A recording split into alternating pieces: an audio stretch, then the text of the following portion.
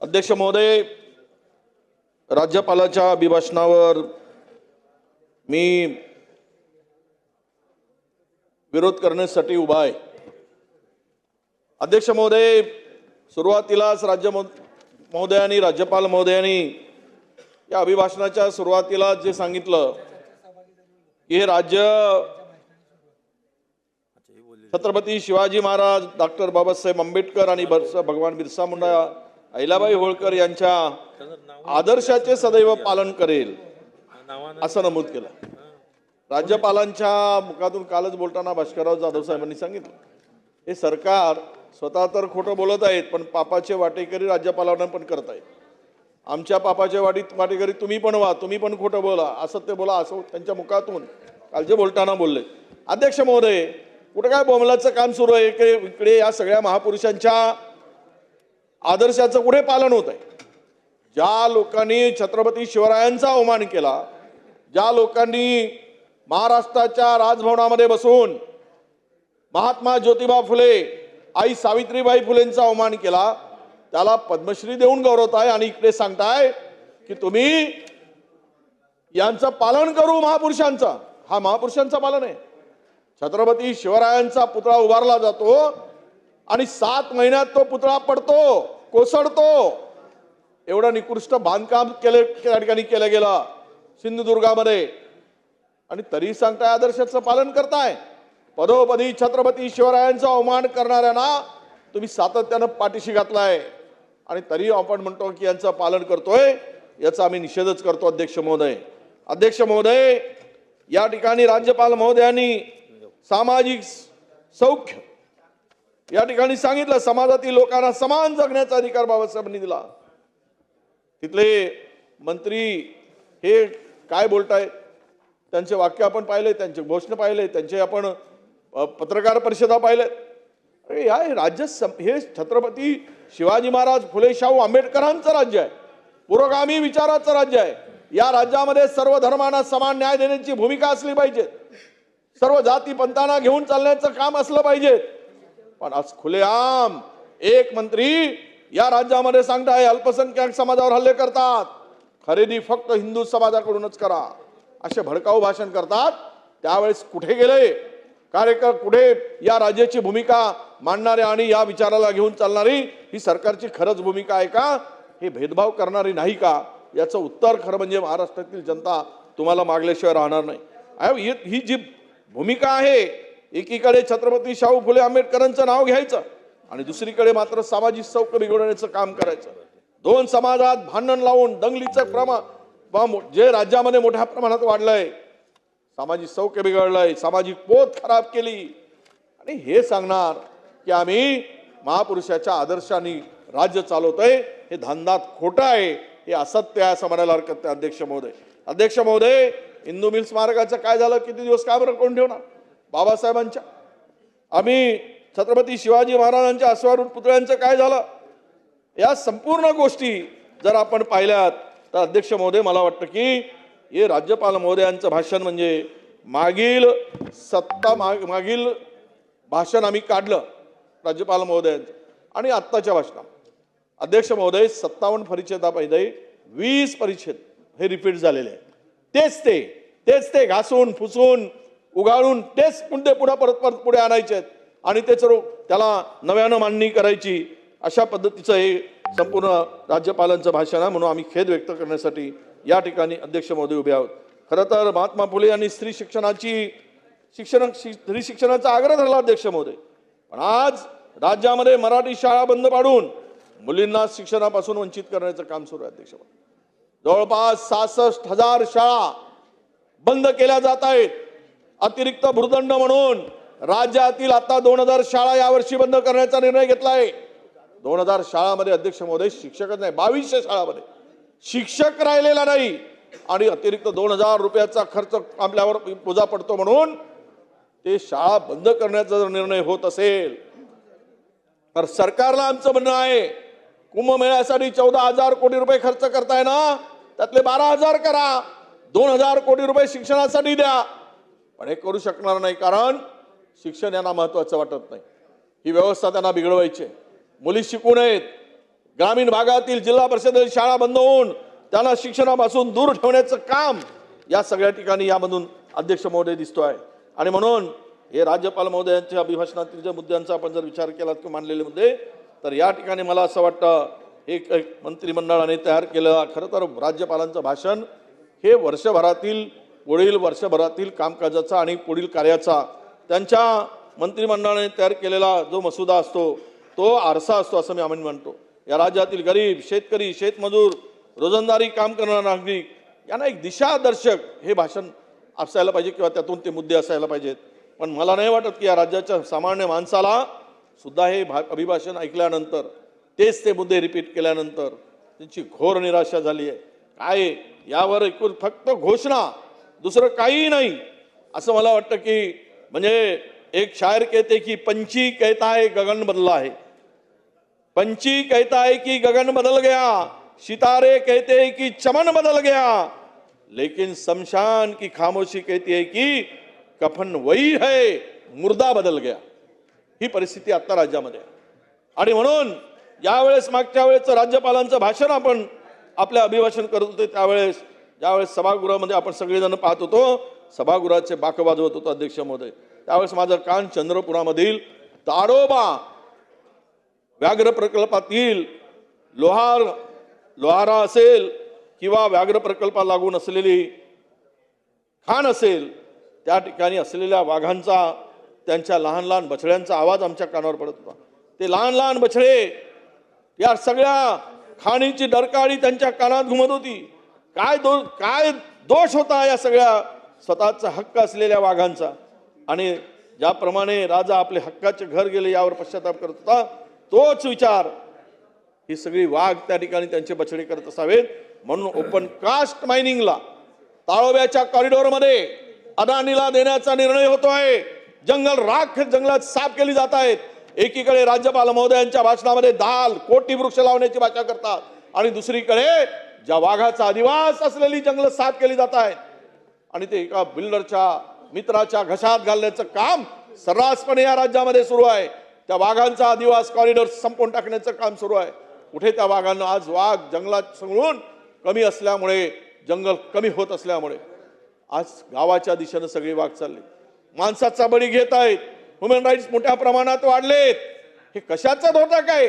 या सर्व जंगल जमीन पाहिलं आपण गोंडखैरीमध्ये नागपूरची 600 एकर जमीन, वन विभागाची जमीन जिथे वन्य प्राण्यांचा मोठ्या प्रमाणामध्ये अधिवास आहे, अशा जमिनी जर आपण या मोठ्या लोकांना देत राहू, उद्योगपतींना देऊ, तर मला वाटतं की हे राज्य कुठल्या दिशेने जात आहेत हे राज्यपाल महोदयांनी या ठिकाणी सांगितलं पाहिजे. आणि या ठिकाणी अध्यक्ष महोदय 2-3 मुद्दे फार महत्वाचे आहेत. हे सगळं आपण पाहताना हवा विकली, पाणी विकली, आता जमीन केलं राख आणि विकासाच्या नावाखाली राज्य केलंय भिकार.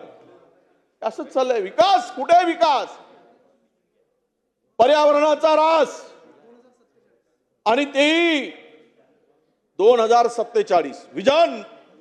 मोदी साहेब म्हणतात 2047, इकडचे म्हणतात 2047. ते म्हणाले असते 2057, हे 2057 वर आले असते. काय कुठे 5 ट्रिलियन इकॉनॉमी करू? अरे कसली करताय? आज राज्य भिकारी झालंय. 9.5 लाख कोटीचं कर्ज राज्यावर आहे. मी तुम्हाला सांगू अध्यक्ष महोदय, आरोग्य विभागाच्या मेंटेनन्ससाठी पैसे नाही. माझ्या एका चंद्रपूर जिल्ह्यामध्ये 22 रुग्णवाहिका दुरुस्ती अभावी पडलेल्या आहेत. मी त्यांना विचारलं या दुरुस्ती का केल्या गेल्या नाहीत? मेंटेनन्ससाठी पैसे दिले गेले नाही, दुरुस्तीसाठी पैसे नाहीत. अनेक पीएससीच्या आणि आरएसच्या इलेक्ट्रिकचे कनेक्शन कापले जात आहेत, त्यांचं बिल भरायसाठी पैसे नाही. आणि असा भिकार चोटपणा करून ठेवलाय. आणि 5 ट्रिलियनच्या गोष्टी महाराष्ट्रामध्ये आम्ही करतो आहोत. कुठे नेऊन ठेवलाय महाराष्ट्र माझा, अशी म्हणायची पाळी या ठिकाणी अध्यक्ष महोदय आली आहे. 2026-27चा देशाच्या राज्यमंत्र्यांनी जो अर्थसंकल्प मांडला त्यामध्ये शेतकऱ्यांची खरं तर या ठिकाणी भारताला विश्वगुरु, जगातील सर्वात मोठी अर्थव्यवस्था बनवण्याचं स्वप्न केलं. मी जाणार नाही केंद्रावर, किती कर्ज आहे काय आहे. पोरगा जन्माला आला, बालक जन्माला आला की 4,20,000 रुपयाचं 22,000 रुपयाचं कर्ज घेऊन जन्माला आहे. एवढी कर्जाची बोजा देशावर वाढला आहे, महाराष्ट्रावर वाढला अध्यक्ष महोदय. आणि म्हणून या ठिकाणी आपण अध्यक्ष महोदयांच्या भाषणामध्ये शेतकऱ्यांच्या संदर्भात फार मोठी गोष्टी केल्या. आणि या राज्यामध्ये शेतकऱ्यांच्या आत्महत्या थांबत नाही. काय थांबत नाही? एका जिल्ह्यामध्ये 2 महिन्यामध्ये यवतमाळ जिल्ह्यामध्ये काल उल्लेख तेथील यवतमाळ जिल्ह्याचे सन्माननीय मांगरुळकर साहेबांनी केला. 36 शेतकऱ्यांनी आत्महत्या केल्या. यामध्ये जानेवारी ते ऑगस्ट 2025 या कालावधीमध्ये 1183 शेतकऱ्यांनी मृत्यूला कवटाळलं. यापैकी सर्वाधिक 707 आत्महत्या या अमरावती जिल्हा विभागातील 5 जिल्ह्यातील आहेत अध्यक्ष महोदय. छत्रपती संभाजीनगर विभागामध्ये 520 शेतकरी आत्महत्येची नोंद झाली आहे. राज्यात अमरावती विभागातील 5, मराठवाड्यातील 8 आणि नागपूर विभागातील वर्धा असे 14 जिल्हे शेतकरी आत्महत्या प्रवण म्हणून ओळखले जातात. यावर काही उपाय करण्याची आवश्यकता आहे की नाही हे या ठिकाणी जर सुचवलं असतं, राज्यपाल महोदयांच्या अभिभाषणातून दिसलं असतं तर आम्हाला आनंद झाला असता अध्यक्ष महोदय. आतापर्यंत 21,854 शेतकऱ्यांनी मृत्यूला कवटाळलंय आणि यामध्ये शासन मदतीसाठी 10,250 प्रकरणच फक्त या ठिकाणी पात्र केली गेली. हे सर्व बघता वन विभागाच्या 23 जानेवारी 2000च्या शासन निर्णयानुसार नापिकी, राष्ट्रीयकृत बँक, सहकारी बँक किंवा मान्यताप्राप्त सावकाराकडून घेतलेल्या कर्जाची परतफेड न करू शकल्यामुळं होणारा कर्जबाजारीपणा आणि यामध्ये शेतकऱ्यांच्या वारसांना 1 लाख रुपये इतकी मदत देय असताना 27 जानेवारीला या निर्णयानुसार मृत व्यक्तीच्या कुटुंबाला आता ही रक्कम केवळ 27,000तून 10,000 शेतकऱ्यांना मिळाली. आपले 10,000 शेतकरी यातून वंचित आहेत अध्यक्ष महोदय. यावर आपण लक्ष केंद्रित केलं पाहिजे. महाराष्ट्राची अर्थव्यवस्था या ठिकाणी सुमारे आता आपण पाहिलंय बजेट 7.5 लाख कोटीचं आहे. सरकार म्हणते की दावोसमधून 30 लक्ष कोटीची गुंतवणूक आणली. म्हणजेच महाराष्ट्राच्या अर्थव्यवस्थेला 70% गुंतवणूक आम्ही आणली असं जर तुम्हाला म्हणायचं असेल तर मग या संपूर्णमध्ये आपला राज्य मागे का जातोय? राज्याची एकूण अर्थव्यवस्था वाढीचा दर महाराष्ट्रात सगळ्यात पुढे असं सांगितलं जातं. पण इकॉनॉमिक सर्व्हेच्या अहवालामध्ये असं सांगितलं जात आहे की या महाराष्ट्राचे सकल उत्पन्न 41.73% वाढलं. मात्र याच कालावधीमध्ये कर्नाटक हा 49.78% वाढलेला, तामिळनाडू 54.30% आणि लाडका गुजरात 62% वाढलाय. म्हणजे काय तर महाराष्ट्र कुठे आहे तर 4थ्या स्थानी महाराष्ट्र आहे. आणि सांगतायत 5 ट्रिलियन करू वगैरे. या ज्या काही घोषणा आहेत, या ज्या बनवाबनवीचा खेळ अध्यक्ष महोदय, हा लोकांना मूर्ख बनवण्याचा खेळ असं मी म्हणतो. महाराष्ट्राच्या अर्थव्यवस्था वाढीचा जर इतर राज्यापेक्षा कमी असेल तर कोणत्या अर्थानं महाराष्ट्र हा प्रगत राज्य आहे? याला कसं प्रगत राज्य म्हणता येईल अध्यक्ष महोदय? आणि आपण या सगळ्यामध्ये राज्याची आर्थिक स्थिती का खालावली, राज्य कर्जबाजारी झाले आहेत असं प्रतिबिंब राज्यपालाच्या भाषणामध्ये का दिसलं नाही? का आपला राज्य यामध्ये दाखवता आलं नाही? अध्यक्ष महोदय, शेतकरी कर्जमाफी का नाही? जर तुम्ही प्रगतीपथावर राज्य असं म्हणत असाल तर त्यामध्ये शेतकऱ्यांच्या कर्जमाफीचा उल्लेख का केला गेला नाही? जूनपर्यंत वाट का पाहावी लागेल? मागच्या वर्षीचं कर्ज माफ झालं नाही म्हणून शेतकऱ्याला या हंगामात पैसे मिळाले आणि मार्च नंतर कर्जाचं पुनर्गठन होतं. मग तुम्ही हे जर पुढच्या एप्रिलमध्ये करणार असाल तर 2 वर्षाचं कर्ज कसं आपण याला कर्जमाफी देणार आहात? आणि लाडक्या बहिणीला 1,500 रुपये दिल्यानंतर अनेक मंत्री सांगतायत लाडक्या बहिणीमुळे कर्जबाजारी झालाय. लाडक्या बहिणीमुळे कर्जबाजारी, लाडक्या बहिणीमुळे राज्य कर्जबाजारी झालं नाही तर राज्यामध्ये वाढलेल्या भ्रष्टाचारामुळे राज्य कर्जबाजारी झालेला आहे. राज्यातील कर्जबाजारी होण्यासाठी इथला भ्रष्टाचार आहे. कुठलाही काम 20% 25% शिवाय घेतलं जात नाही, दिलं जात नाही. सर्रास मॅनेज करून करोडोची कामं वाटली जात आहेत. हे कमिशन 25% पर्यंत जाण्याचं पाप या राज्यामध्ये झालंय. खुलेआम भ्रष्टाचार, सैराचार म्हणून वापरला जात आहे. आणि म्हणून या ठिकाणी आमची मागणी आहे अध्यक्ष महोदय की आपल्याला विनंती आहे की राज्यपालांचं भाषण यावर जर असता तर आम्हाला आनंद झाला असता. भ्रष्टाचाराने बरबटलेलं राज्य कुठल्या पद्धतीत गेलं? अरे तुम्ही महाराष्ट्रामध्ये राज्यपाल महोदयांनी मागील वर्षी सांगितलं होतं की 24-25 वर्षासाठी 10 लाख युवकांना प्रशिक्षित करण्याचं लक्ष ठेवलं होतं. त्यासाठी 5,500 कोटीची तरतूद केली. काय झालं? किती युवकांना प्रशिक्षण मिळालं काय याची माहिती सभागृहाला दिली नाही पाहिजे? दुसरं म्हणजे शेतकरी नोकऱ्या देणार, दुसरं म्हणजे नोकरी देणार. व राज्यपाल महोदय यांनी यावर्षी सांगितलं 15,72,000 कोटीच्या गुंतवणुकीचे करार महाराष्ट्र सरकारने 63 राष्ट्रीय आंतरराष्ट्रीय कंपन्यांशी दावोचती केल्या. 15 लाखाहून अधिक रोजगार मिळेल आणि या रोजगार दिले जाईल याची माहिती खरंच सरकारने पटलावर ठेवावी. मागील वर्षी किती मिळाला? मागील वर्षी तुम्ही सांगितलं 10 लाखांना देऊ, यावर्षी 15 लाख सांगताय. अरे ते गर्दी, घोषणाची गर्दी आणि शब्दाचा बाजार मोठा, पण बेरोजगारांच्या घरात अजूनही प्रकाश पडत नाही.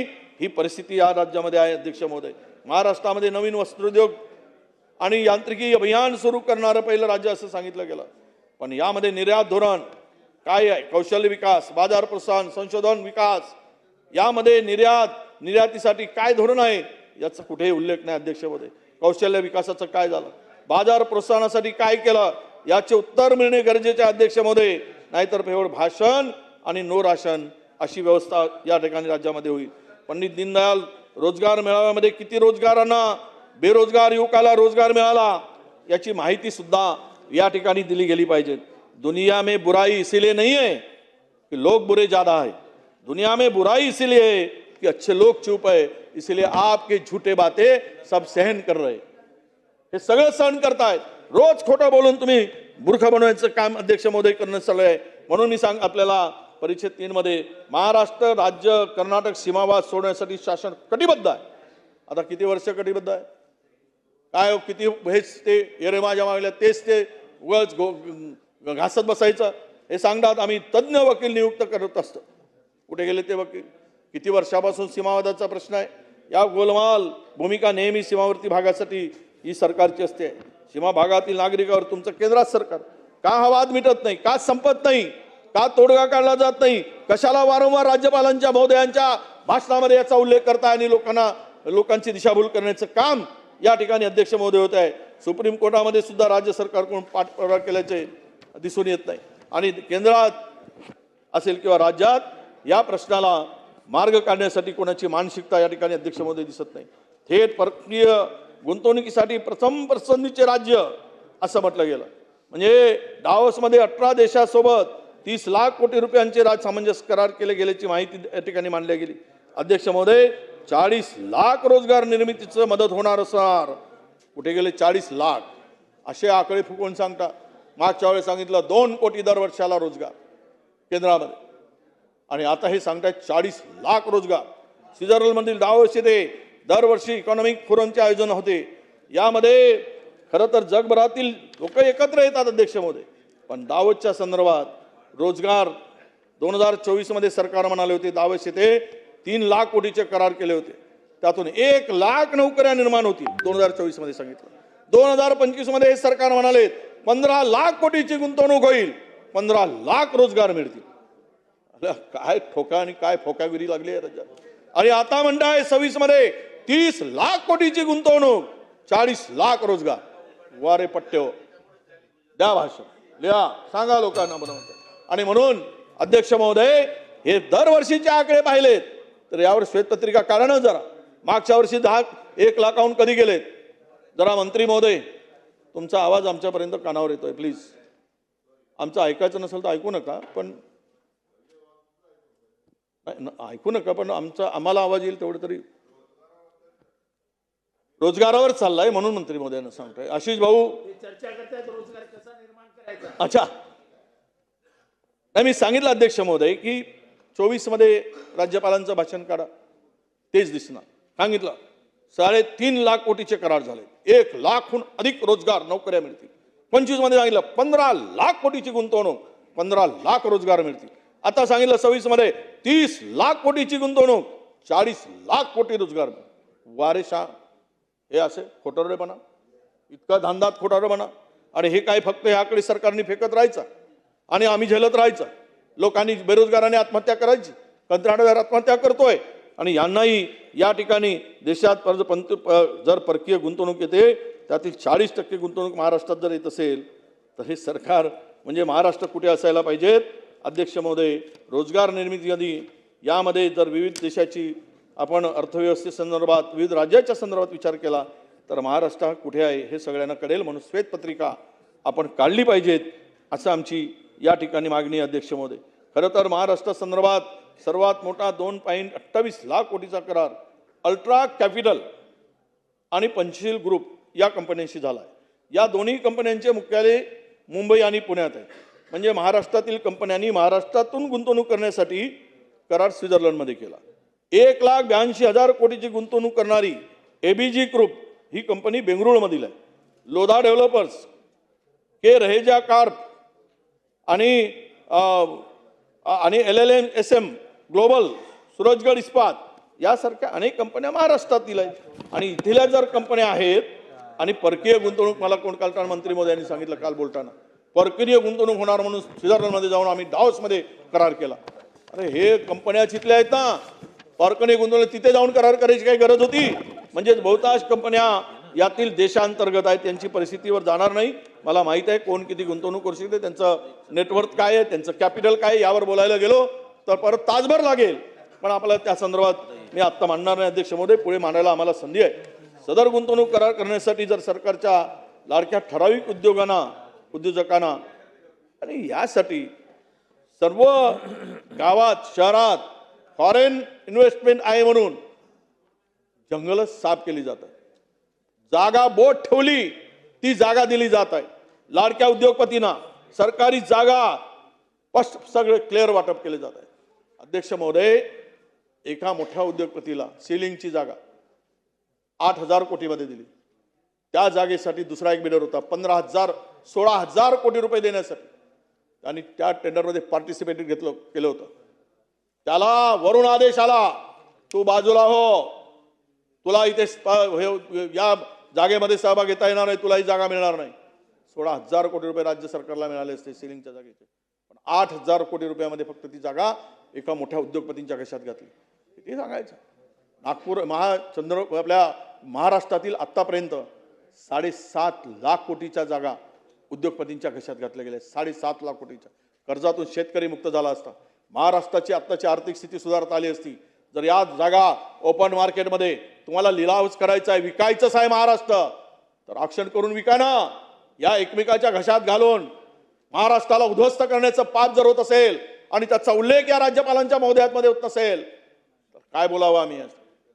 7.5 लाख कोटीच्या प्राईम जागा, ज्या जागेची किंमत करोडोमध्ये आहे, अशा जागा जर यांना वाटपायचं काम होत असेल, हे तर जागा वाटल्यास सरकारी जागा वन विभागाच्या जागा वाटून मोकळे झाले. आणि म्हणून आम्हाला हे SRO MOU म्हणजे केवळ सामंजस्य करार, याचा अर्थ असं की प्रत्यक्षात गुंतवणूक कधी येईल, मागे 24ची गुंतवणूक किती आली, 25 मध्ये गुंतवणूक किती आली, किती रोजगार मिळाला, 26 मध्ये किती आली, किती रोजगार मिळाला सामंजस्य कराराच्या माध्यमातून. यामध्ये परदेशी गुंतवणुकीमध्ये जे काही दाखवत आहेत ते केवळ बनवा असे अध्यक्ष महोदय हे स्पष्टपणे दिसत आहे. त्यामुळे FDIचा लाखो कोटीचा मोठा आकडा एकाला प्रभावी जरी वाटत असेल, पण स्थानिक त्यातील बहुतांश गुंतवणूक स्थानिक कंपन्यांमधूनच होत आहे, हे आता लपून राहिलं नाही. देशापेक्षा GDPच्या 13.5% वाटा आपला असल्याचे सरकार म्हणत आहे. पण मागील काही वर्षापासून आकडा $1 ट्रिलियन कधी करणार आहोत, तो वाढणार आहे की नाही. देशाच्या मध्ये येणाऱ्या एकूण FDI मध्ये जर जवळपास 39% गुंतवणूक किंवा टक्के वाटेकरी आपण आहोत असे सरकार म्हणत असेल, तर स्थूल उत्पन्नाच्या देशांतर्गत 40% वाटा होईल असं सरकारचं नियोजन आहे का, प्रयत्न आहे का?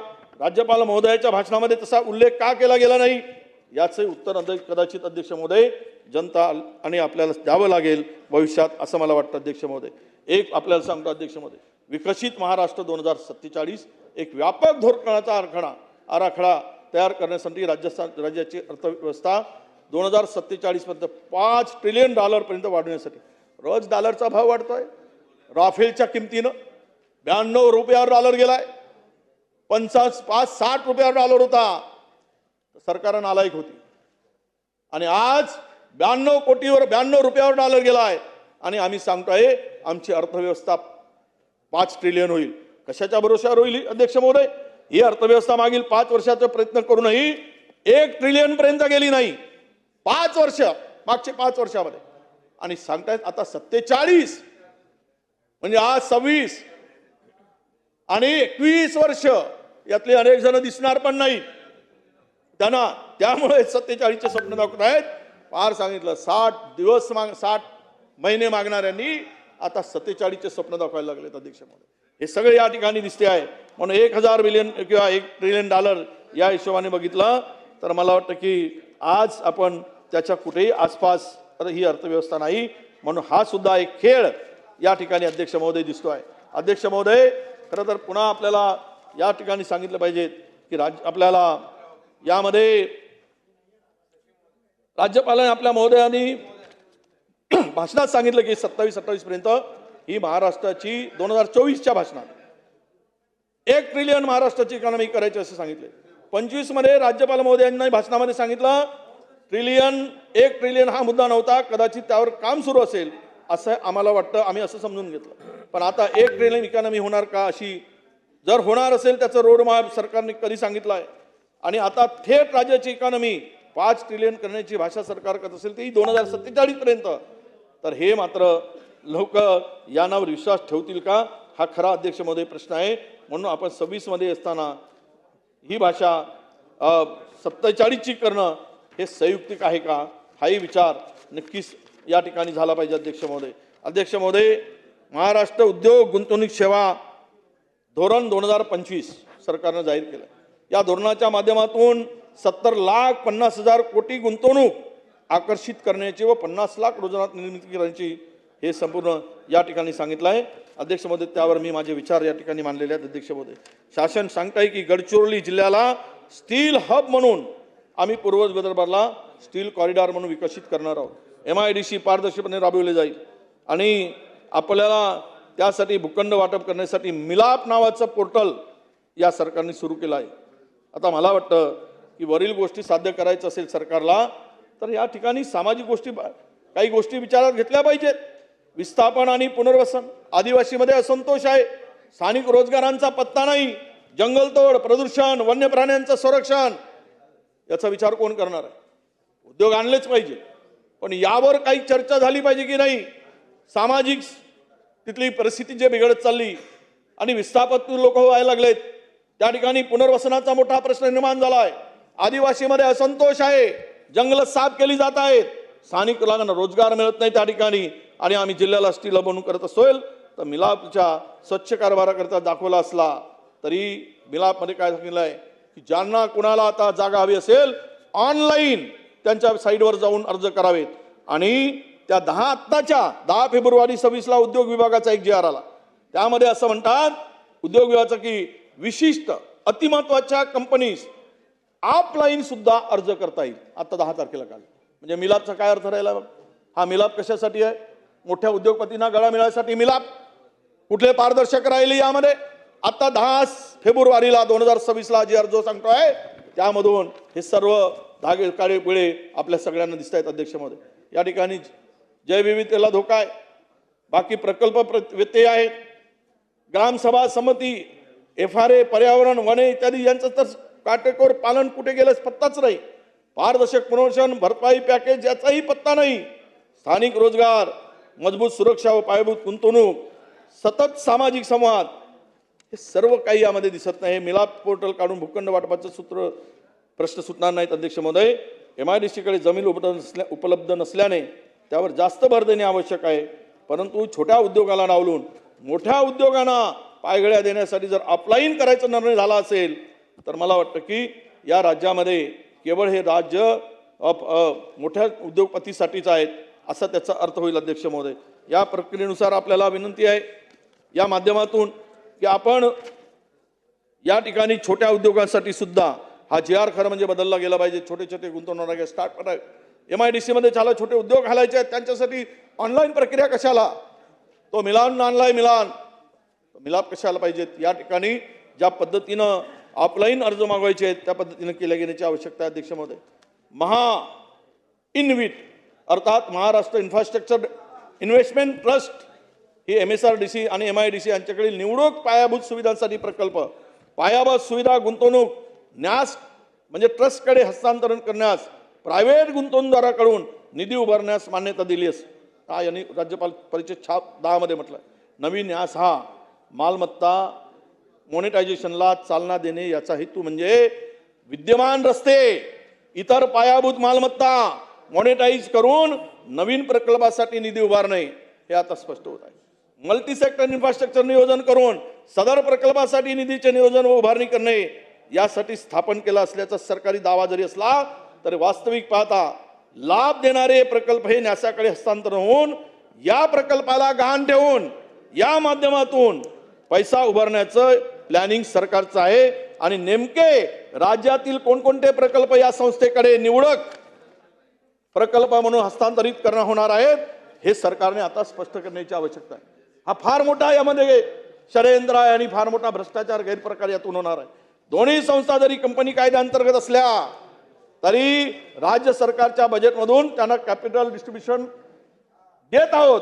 मग जर याच प्रकारचा जर सरकारचा ट्रेंड दिसून आला तर सरकारच्या अनेक खात्यामधील अनेक भांडवली इमारती प्रकल्प या मॉनिटाईज करण्याकरता स्वतंत्र न्यास स्थापन करावं लागेल. ते करेल का सरकार? केवळ सरकारी विभाग केवळ नामधारी राहण्याची शक्यता आहे. सरकारने याच अधिवेशनामध्ये याबाबत कागदपत्र आणि विधिमंडळाला खुलासा करण्याचे सविस्तर खुलासा या ठिकाणी केला पाहिजेत. यातील खरी गोम जी आहे ती महाराष्ट्रातील जनतेच्या पुढे आली गेली पाहिजेत असं मला वाटतं अध्यक्ष महोदय. आणि म्हणून आपल्याला या ठिकाणी ही विनंती असणार आहे अध्यक्ष महोदय.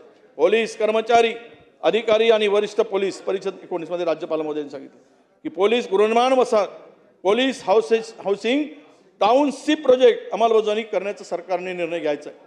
आता हे काय आहे? तुमच्याकडे गृह आपला याच्यासाठी पोलीस हाऊसिंग आहेच, तेच काम करताय. मग नव्यानं टाउनशिप प्रोजेक्टसाठी या अंमलबजावणीसाठी एक वरिष्ठ IAS अधिकारीला त्यांच्या सेवानिवृत्तीनंतर जबाबदारी देण्यासाठी एक यंत्रणा तयार करण्याचं काम सुरू झालं अध्यक्ष महोदय.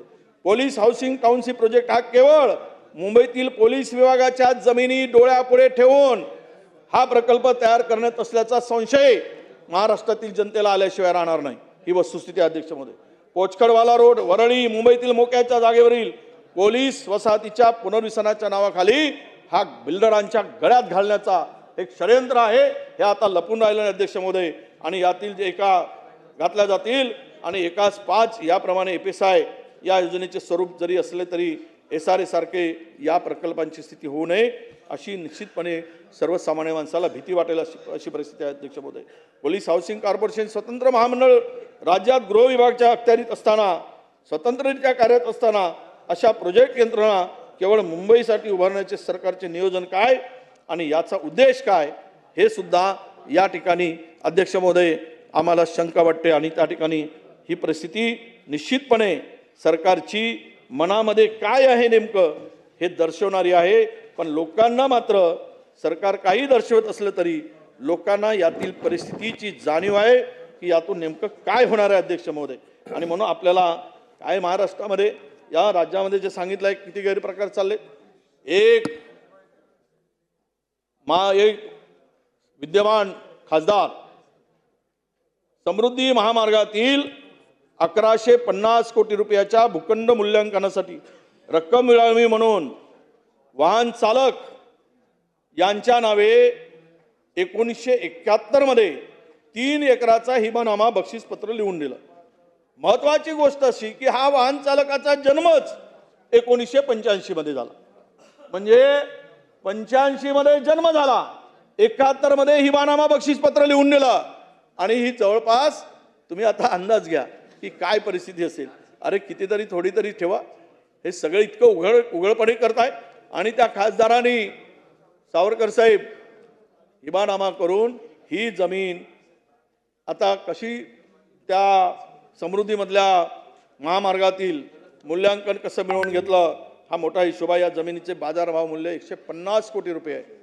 आणि हिबानामा ज्या नावाने झाला आहे ते एका खासदारांचे चालक आहेत. हीच परिस्थिती राज्यामध्ये आहे. आमच्या माजी विरोधी पक्षनेत्याने या संदर्भात ही ठिकाणी या ठिकाणी भूमिका मांडली अध्यक्ष महोदय. अध्यक्ष महोदय की कुसुंबी मागील त्याला सौर पंप योजनेअंतर्गत राज्यामध्ये 6,63,000 कृषी पंप बसवले या ठिकाणी गेले आहेत अध्यक्ष महोदय. खरं तर 2025 या कालावधीमध्ये 45,000 सौर पंप बसवण्यात आल्याचे जागतिक विक्रमाची नोंद ही झाली असं वगैरे त्या ठिकाणी सांगितलं गेलं अध्यक्ष महोदय. आता मला या ठिकाणी सांगा की येणाऱ्या काळात महाराष्ट्राला जर प्रगतीच्या दिशेने न्यायचं असेल तर कृषी पंप आवश्यक आहेत. सौर कृषी पंप हे वादच नाही. पण या प्रगतीला दिशेनं जाण्यासाठी आवश्यक आहे त्या ठिकाणी हे बसवलंही पाहिजेत. पण शेतकऱ्याला याचा फायदा त्या प्रमाणात होत नाही आहे. विशेष करून भात उत्पादक शेतकऱ्यांना या सौर कृषी पंपामधून पुरेसं पाणी मिळत नाही, म्हणून त्यांना आपल्याला वीज पंप देण्याची आवश्यकता आहे, पण ते होत नाही. त्यांची अनेक वेळा ती मागणीसुद्धा त्यांनी केली आहे. येणाऱ्या काळामध्ये सौर ऊर्जेसाठी बजेटची तरतूदसुद्धा वाढवल्यास शेतकऱ्यांना यांना फायदा होणार आहे. मात्र सौर ऊर्जेची एफेक्स कंपनी मेडा जी आहे, यामध्ये काय चाललं आहे अध्यक्ष महोदय? अपारंपरिक ऊर्जा मंत्री यांचे विशेष कार्यकारी असलेले अधिकारी श्री मनोज पिसे, मेडा पुणे या कार्यालयात महाव्यवस्थापक विनमिल आणि महाव्यवस्थापक RET नियामक या 3 पदावर कार्यरत आहे. एकच अधिकारी मेडामध्ये आहे आणि विनमिलमध्ये आहे आणि इकडे OSD आहे, म्हणजे नियामक मंडळावर हे 3 पदावर कार्यरत आहेत. हे दर सोमवार, मंगळवार, बुधवार हे 3 दिवस विशेष कार्य अधिकारी मुंबईमध्ये असतात आणि उर्वरित दिवस हे व्यवस्थापकाचं पद सांभाळतात. मर्जीतील कंत्राट देण्यासाठी याची चौकशी होण्याची आवश्यकता आहे. आम्ही पत्रही लिहू माननीय मुख्यमंत्र्यांना. हे टेंडर ड्राफ्ट केलं जातं आणि विनमिलच्या संदर्भात हे प्रत्येकाच्या मागे मोठ्या प्रमाणामध्ये गैरव्यवहार करतात आणि हे ज्यांनी जे केलेलं गैरप्रकार आहे याची सबसिडी शासन घेतलेल्या कर्जावर देते आणि ही धारिका श्री पिशे यांच्या अर्थकारण पूर्ण झाल्याशिवाय पूर्णच होऊ शकत नाही. अशा प्रकारची नक्कीच ही काळेबडी असलेली एक परिस्थिती या ठिकाणी अध्यक्ष महोदय समोर आलेली आहे. मी आपल्याला विनंती करतो आहे की या निमित्तानं राज्यपालांच्या अभिभाषणातील आत्ताच त्याचा उल्लेख झाला अध्यक्ष महोदय. या शेतकऱ्यांची व्यथा आपण काय आहे ते सगळ्यांनी पाहिलं. किडनी विकणारे शेतकरी महाराष्ट्रामध्ये आहेत हे आता सिद्ध झालेलं आहे अध्यक्ष महोदय. आणि या शेतकऱ्यांना जी मदत हवी असली ती मदत अद्यापही शेतकऱ्यांना मिळालेली नाही अध्यक्ष महोदय. म्हणून आपल्याला विनंती आहे की या शेतकऱ्यांच्या संदर्भात जर राज्यातील शेतकऱ्यांना किडनी विकावे लागत असतील, राज्यातील शेतकरी सावकारांच्या बहुपक्षामध्ये जाळ्यामध्ये अडकून स्वतःचं जीवन संपवत असेल तर या संदर्भातही गांभीर्यानं घेण्याची आवश्यकता आहे अध्यक्ष महोदय. मला वाटलं की राज्यपाल महोदय याचा उल्लेख करतील, पण ते दुर्दैवानं आज या ठिकाणी त्याचा उल्लेख झाला नाही अध्यक्ष महोदय. मी आपल्याला एक गोष्टीकडे नक्की लक्ष वेधेल अध्यक्ष महोदय की आपण हे सर्व राज्यपाल महोदयांच्या भाषणातून खरं तर महाराष्ट्रातील वर्षभरातील ज्या योजना आहेत त्याचा आढावा आणि त्याची परिस्थिती लोकांच्या पुढे यावी, महाराष्ट्र कुठल्या दिशेनं जाणार आहे याची कल्पना जनतेला यावी, अशा प्रकारची एकूण माहिती या ठिकाणी आपल्याला मिळावी अशी ही अध्यक्ष महोदय या ठिकाणी या राज्यपाल महोदयांच्या भाषणातून आम्हाला दिसेल असं वाटत होतं अध्यक्ष महोदय. म्हणून माझी विनंती आहे अध्यक्ष महोदय की हे एकच विषय नाही, आपल्याला महाराष्ट्र अध्यक्ष महोदय